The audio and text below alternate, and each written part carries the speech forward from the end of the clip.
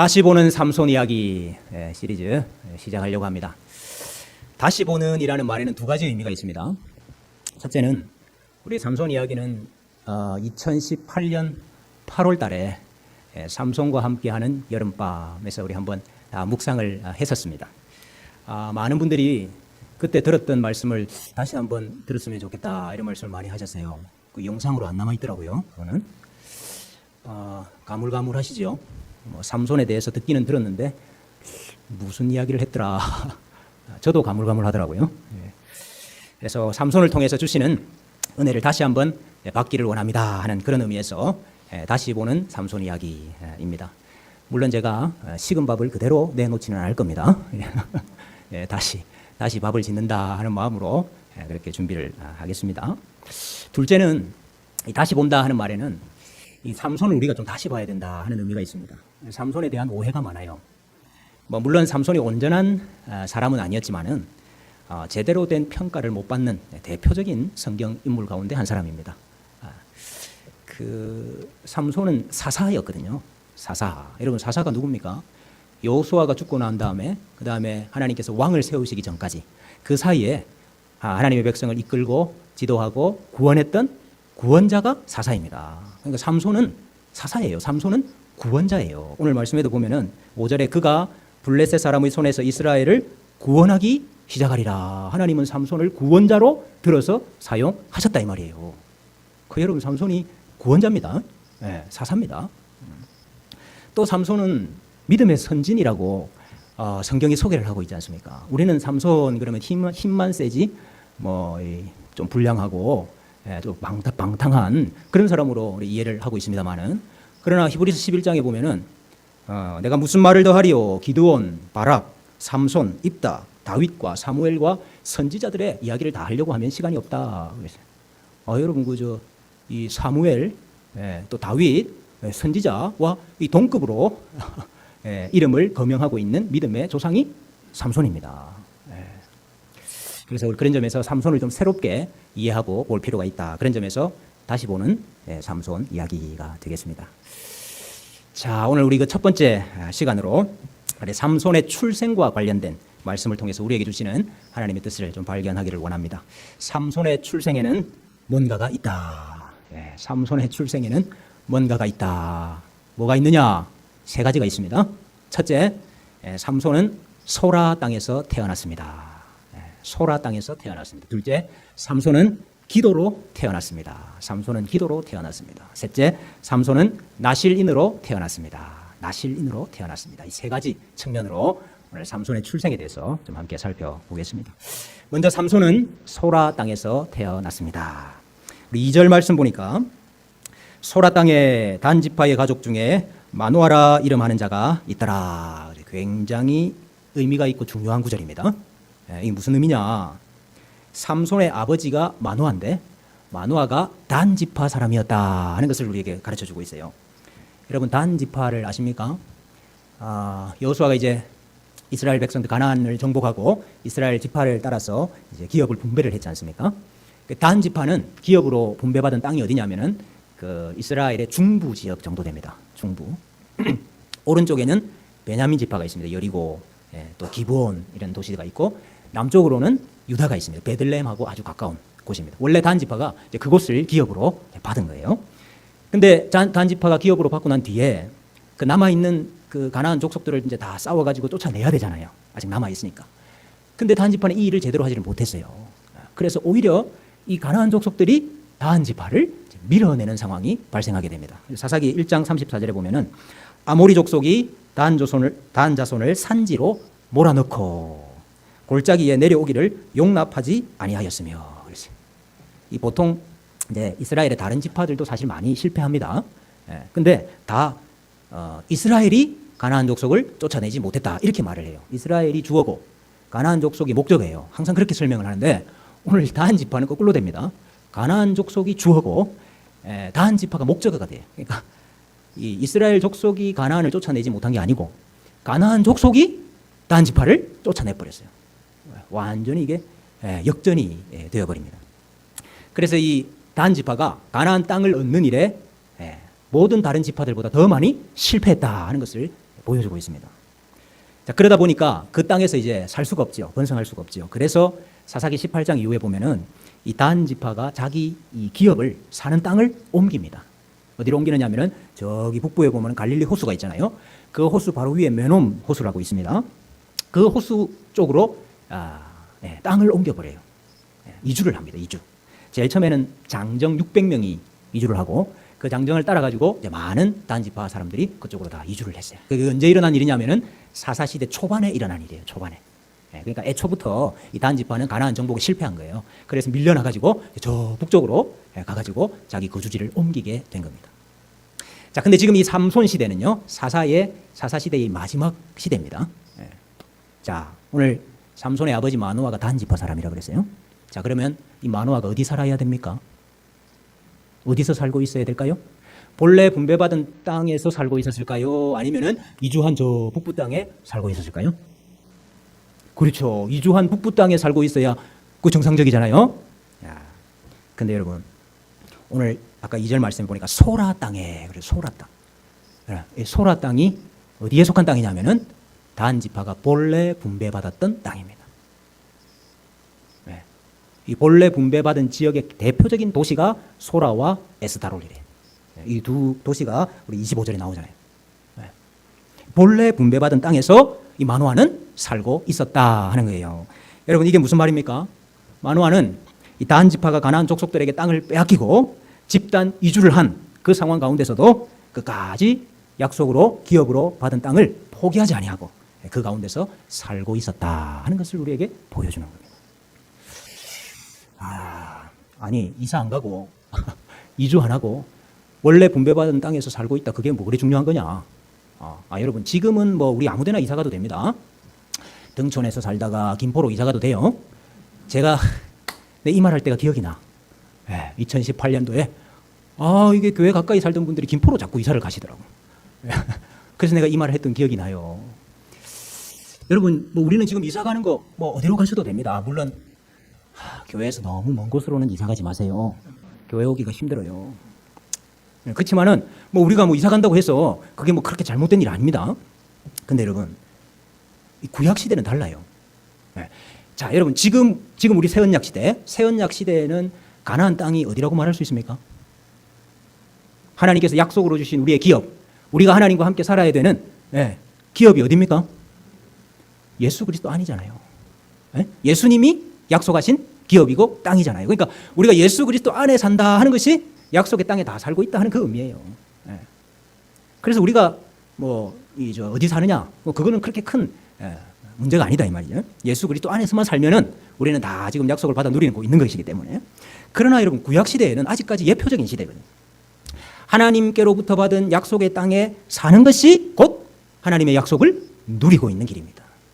그러니까 우리가 어떻게 하나님의 약속을 누리느냐, 이걸 가나안 땅에 살아야 되는 거예요. 구약 시대에는 가나안 땅을 떠나면 안 되는 거예요. 약속으로 분배받은 그 땅에 살아야 하나님의 약속을 누리고 사는 것이다 이 말입니다. 그러니까 자기 마음대로 그 땅을 버리거나 자기 마음대로 하나님께서 주신 약속의 기업을 포기할 수가 없는 거죠. 자, 마노아가 본래 분배받았던 이 소라 땅에 계속해서 살고 있다 하는 것은 사사시대 가운데서도 신앙의 유산, 믿음의 유산을 끝까지 지키고 있었던 가정이다 하는 것을 우리에게 보여주고 있습니다. 여호수아 마지막에 나와 내 집은 여호와만을 섬기겠노라. 너희는 어떻게 하겠느냐. 그래가지고 이스라엘 족속들이 다 언약했단 말이야, 하나님과. 근데 그 언약을 끝까지 붙잡고 살고 있는 사람이 바로 이 단 지파의 마노아라는 사람이라 이 말입니다. 여러분, 지금도 마찬가지입니다. 신앙의 유산, 믿음의 전수, 이것이 있다 하는 것이 얼마나 중요한 일인지 몰라요.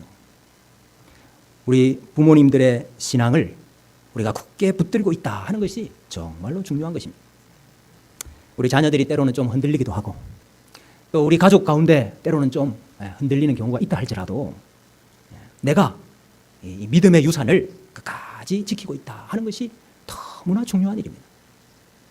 오늘 우리 유선희 권사님 이제 모친 장례 치르고 발인 예배를 하는데 그 손녀분인가 그분이 커다란 성경책을 이렇게 꼭 가슴에 끼고 있더라고요. 그래 제가 그 권사님이 보시던 성경이냐 그러니까 권사님이 보시던 성경이라 이거예요.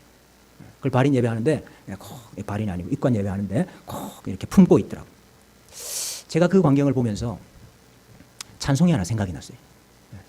나의 사랑하는 책 비록 헤어졌으나 어머니 무릎 위에 앉아서 재미있게 듣던 말 이 책 중에 있으니 이 성경심이 사랑합니다. 귀하고 귀하다 우리 어머님이 들려주시던 재미있게 듣던 말 이 책 중에 있으니 이 성경심이 사랑합니다.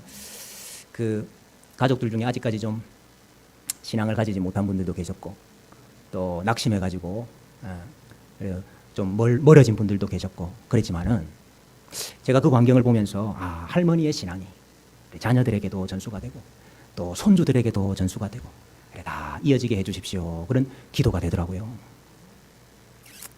우리 신앙의 선조들, 우리 선배들의 이 유산을, 믿음의 유산, 신앙의 유산을 우리가 가지고 있다. 이게 얼마나 귀한 일인지 몰라요. 그리고 그 유산대로 우리 후배들이, 우리 후손들이 다 따라갈 수 있도록 하나님께서 우리를 인도해 주시는 줄로 믿습니다. 신앙의 유산과 또 믿음의 유산이 없는 가정은 내가 일대가 되시면 되는 겁니다. 여러분, 우리 믿는 사람들은 뭐 인간적인 뭐 족보, 뭐 인간적인 무슨 뭐 호적 이런 거 중요하지 않습니다. 믿음의 족보가 중요한 거예요. 여러분, 내가 일대가 되시면 되는 겁니다.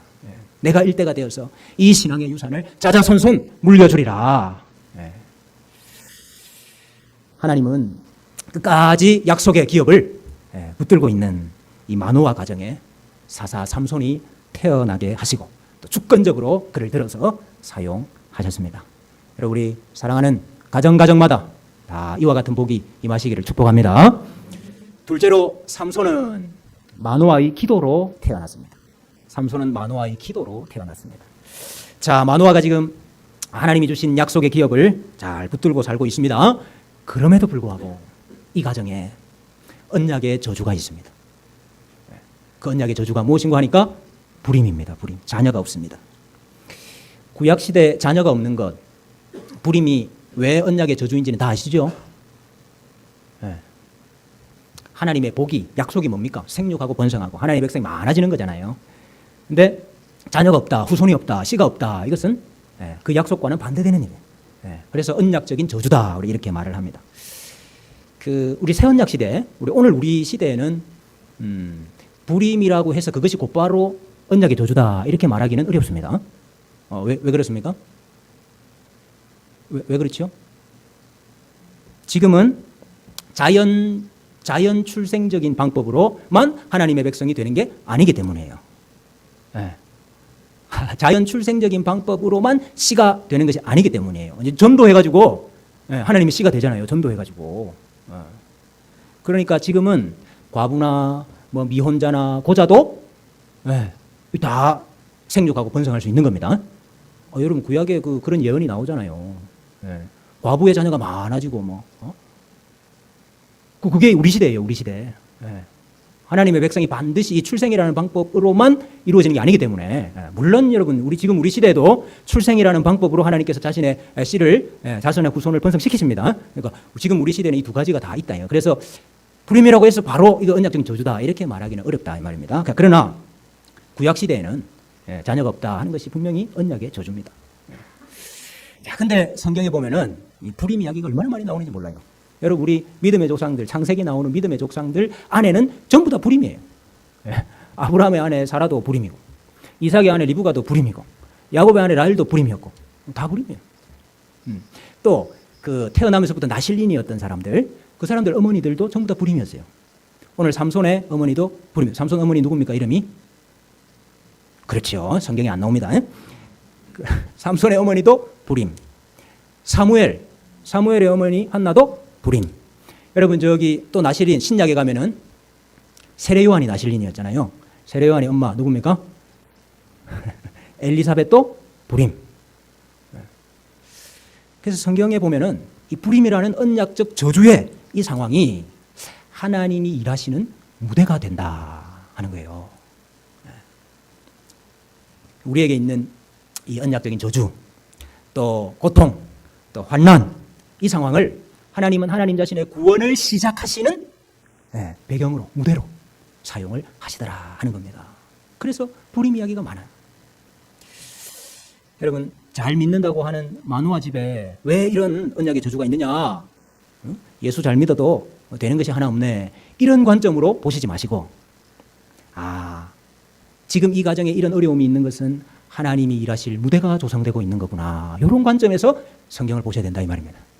성경만 그렇게 보지 마시고 우리의 상황도 그렇게 보셔야 된다 이 말입니다. 여러분이 불임이라는 언약적 저주의 상황에서 하나님이 일하시는, 그 하나님의 일하심이 시작되는 단초가 되는 것이 뭐냐면 마누아의 기도입니다. 기도. 이 여러분 사사시대 반복되는 상황 잘 아시죠? 네, 이스라엘 백성들이 하나님을 떠나고 배반하고 이제 타락합니다. 그러면 하나님께서 그 벌로 이방을 들어서 압제하시고 괴롭게 하세요. 그러면 이스라엘 백성들이 부르짖어요. 간구하고 부르짖어. 그러면 하나님이 사사를 보내어서 그들을 구원해 주세요. 근데 조금 있으면 또다시 하나님을 떠나요. 이게 계속 반복되잖아요. 근데 여러분 삼손 시대에는 독특한 게 하나 있어요. 하나님이 블레셋을 들어가지고 이스라엘을 괴롭게 하셨거든요. 그러면 이제 백성들이 뭐 해야 됩니까? 부르짖어야지, 괴로우니까. 근데 삼손 시대에 부르짖었다는 말이 안 나와요. 그래서 이 사사시대 가운데 가장 이방의 압제를 오래 당했던 시대가 언제냐면은 요 삼손 시대입니다. 무려 40년 동안. 40년 동안이나 블레셋의 압제를 당하는데 부르짖었다는 말이 없어요. 자, 그런데 이런 시대 가운데 기도하는 한 사람이 있었으니 그 사람이 바로 오늘 나오는 삼손의 아버지 마노아입니다. 13장 8절을 한번 보십시오. 13장 8절. 13장 8절 우리 앞에 부분 한번 같이 읽어볼까요? 시작. 마노아가 여호와께 기도하여 이르되. 야, 이거 여러분, 이게 사사시대에는 이게 아무데나 나오는 이 구절이 아닙니다. 이게 기도했다. 이게 여러분 삼손 시대에는 나올 수가 없는 단어예요. 이게 그 자기 아내가 내가 하나님의 사자를 만났는데 그가 나에게 임신할 것이다 이렇게 말을 했습니다. 이 말을 전하니까 마노아가 여호와께 기도해요. 근데 기도의 내용이 뭐냐? 우리가 낳을 아이에게 어떻게 행할지를 우리에게 가르치게 하소서. 이 지금 마노아가 하나님의 사자의 그 약속도 믿고 있어요. 아들을 낳을 것이라고 했기 때문에 아들을 낳을 것이라고 지금 믿고 있어요. 그래서 그 낳을 아이에게 우리가 어떻게 행할지를 가르쳐 주십시오. 이렇게 기도를 한다. 여러분 사사시대가 어떤 시대입니까? 각각 자기 소견에 옳은 대로 행하는 시대가 사사시대잖아요. 각각 자기 소견에 옳은 대로 행하는 이 시대 가운데 지금 마노아는 뭘 위해서 기도하고 있습니까? 우리에게 가르쳐 주십시오. 우리가 어떻게 해야 됩니까? 하나님의 뜻을 가르쳐 주십시오. 이렇게 기도를 하고 있다. 야, 이 마노아의 기도가 고난의 시대 가운데 참 보석과 같이 빛나고 있습니다. 물론 삼손이 태어나게 된 것은 하나님의 주권적인 선택이고 은혜였죠. 그러나 성경은 마노아가 기도했다 하는 이 사실을 통해서 이 어두운 사사시대 가운데서도 기도할 때에 하나님께서 이 시대를 바꿀 하나님의 구원을 드러낼 사사를, 구원자를 주시는구나 하는 것을 우리에게 보여주고 있는 것입니다.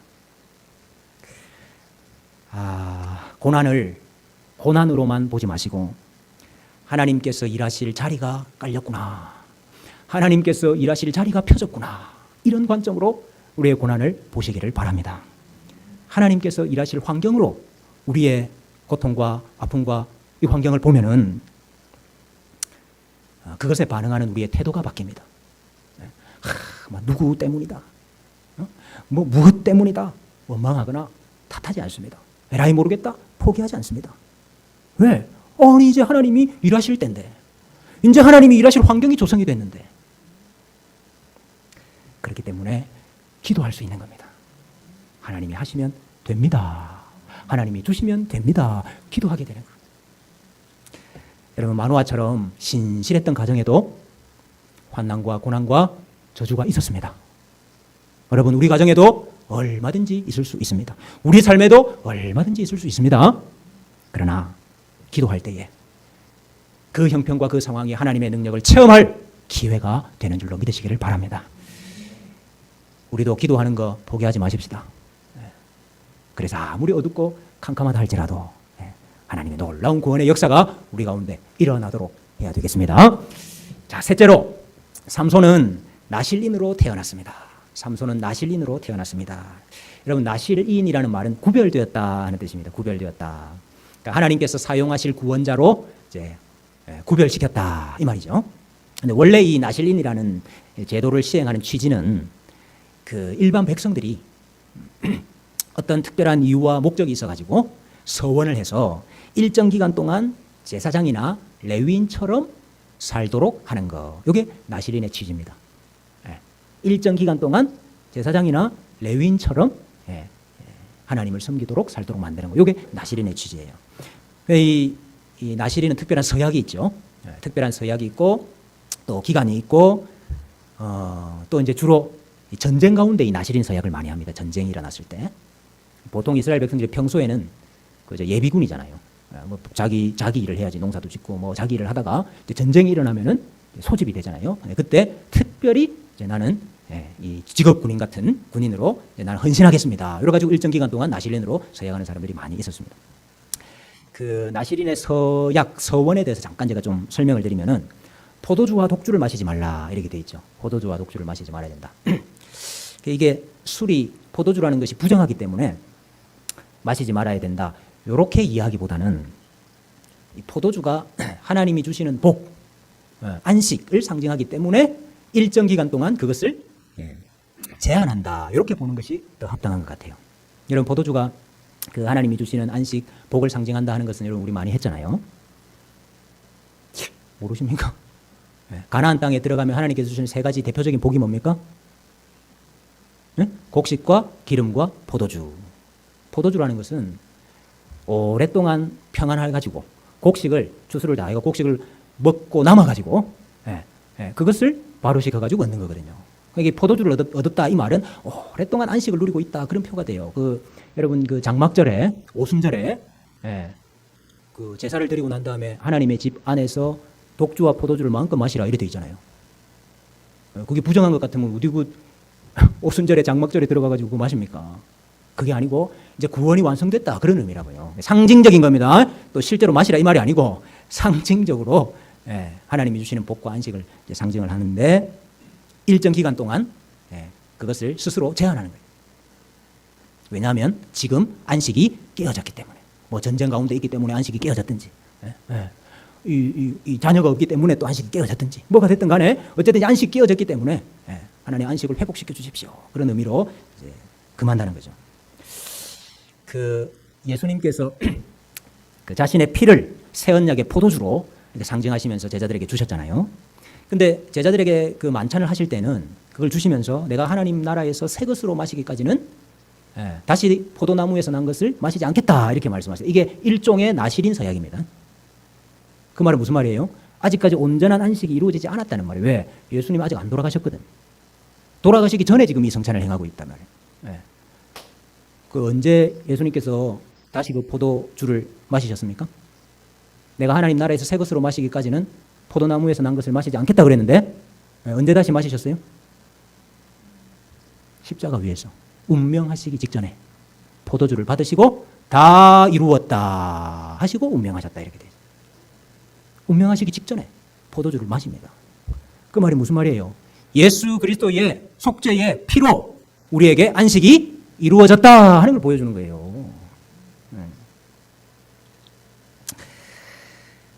그러니까 우리는 예수님의 피에 참여함으로 하나님 나라의 안식을 누리게 되는 겁니다. 여러분, 그래서 우리 성찬 자리가, 우리 성찬식 행하는 자리가요, 하나님 나라의 안식을 누리는 장소입니다. 거기가. 자, 물론 이제 최종적인 안식은 우리 예수님께서 재림하시고 우리가 저 천국에 가야 이제 이루어지는 것이지만은 우리 예수님께서 십자가 위에서 이 모든 안식을 이미 우리에게 이루어 주셨다. 그래서 새 언약의 포도주를 우리에게 이미 주셨다. 십자가 위에서.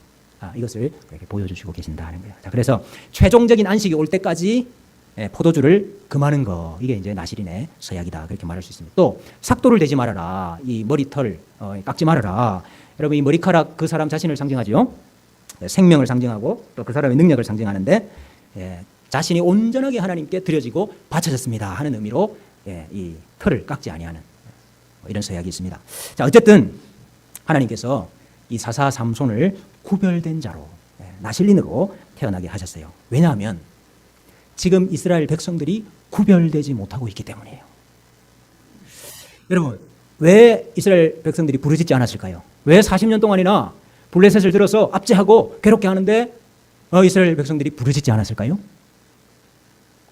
블레셋의 압제를 당연하게 받아들이고 있기 때문입니다. 블레셋이 이스라엘을 압제하는 것을 당연하게 여긴다 이 말이에요.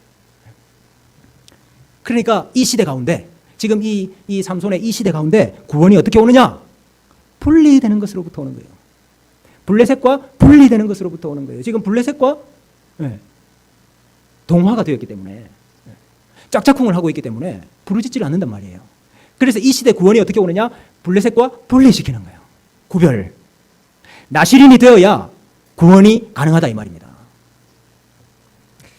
하나님의 교회는 구별되어야 된다 하는 것을 우리에게 가르치고 있습니다. 이 세상과 구별되어야 되고 이 세상의 풍조와 사상과 구별되어야 되고 이 시대와 구별되어야 돼요. 참 오늘 이 시대는 이 세상을 하나님의 나라 만들겠다 이렇게 어설프게 뛰어들었다가 오히려 세상과 비슷해지는, 오히려 세상과 하나가 되는 그런 시대를 우리가 살아가고 있습니다. 여러분, 세상이 하나님 나라 되는 게 아니에요. 세상은 하나님 나라의 무대입니다. 세상은 하나님 나라의 대상이고 세상은 하나님 나라의 일터입니다. 그 세상으로부터 구별됨을 통해서 하나님 나라가 되는 거예요. 세상이 이꼴 하나님 나라 되는 게 아니고 세상에서 구별됨으로 하나님 나라가 된다 이 말입니다. 요즘 이게 헷갈려요. 교회와 세상은 본질적으로 다릅니다. 교회는 산 자고, 교회는 생명 있는 자고, 교회는 영생을 가진 자고, 세상은 죽은 자예요. 세상은 소망이 없습니다. 세상은 허망한 곳이고 소망은 교회에만 있습니다. 여러분, 이 구별을 확실하게 하셔야 돼요. 자, 오늘 이 삼손에게뿐만 아니라 삼손만 나실린으로 만든 것이 아니고 삼손의 어머니에게도 포도주와 독주를 먹지 말라 이렇게 말씀을 하세요. 어머니도 나실린으로 만들다 이 뜻이 아니고 그것은 이 아이에게 전가되는 것을 이제 막기 위한 것이다 이렇게 생각할 수 있습니다. 그러니까 모태에서부터 구별된 자, 모태에서부터 나실인이 되도록 하기 위해서 그 어머니도 구별하는 거예요. 그 칼빈의 제자 베자가 있습니다. 베자가 이런 말을 했어요. 신자의 부모에게서 태어난 자녀들은 특별한 자들이다. 그들이 어른들과 동일한 질의 믿음을 가질 수는 없지만 믿음의 씨앗과 싹을 지니고 있다. 언약 때문에 성도의 부모에게서 태어나거나 혹은 한쪽이 성도인 부모에게서 태어난 자녀들은 거룩한 자들이다 이렇게 말하고 있습니다. 성도의 가정에서 태어난 자녀들은 거룩한 자들이다. 구별된 자들이다. 나실인들이다. 여러분, 우리는 여기에 근거해서 유아세례를 준다고요. 성도의 가정에서 나실인으로 세상과 구별된 자로 태어났는데 세상과의 구별이 점점 모호해지는 우리 자녀들도 있습니다. 생각과 의지와 마음의 중심이 자꾸 세상을 쫓아가고 세상을 따라가는 그런 우리 자녀들도 있습니다. 우리 자녀들이 정말로 삼손과 같이 나실인으로 바로 서게 되는 은혜가 있기를 간절히 소원합니다. 태에서부터 택함을 받고 태에서부터 이 세상과는 다른 구별된 자로 태어났는데 왜 우리가 그 자녀들을 세상에 빼앗겨야 됩니까? 우리 자녀들, 우리 교회에 속한 모든 자녀들 하나님 앞에 구별된 나실인으로 다 사는 복이 있기를 진심으로 축복합니다. 하나님의 구원을 시작했던 삼손은 약속의 기업을 붙들고 살았던 마노아의 가정에 태어났습니다. 하나님, 우리 가정도 신실한 믿음의 가정이 되게 해 주옵소서. 혹시라도 빼앗겨버린 믿음의 기업이 있다면, 혹시나 빼앗겨버린 신앙의 기업이 있다면 하나님 다시 다 되찾는 은혜를 허락하여 주옵소서. 마노아의 가정에 언약의 저주가 있었습니다. 신실했던 가정에도 언약의 고통이 있었습니다.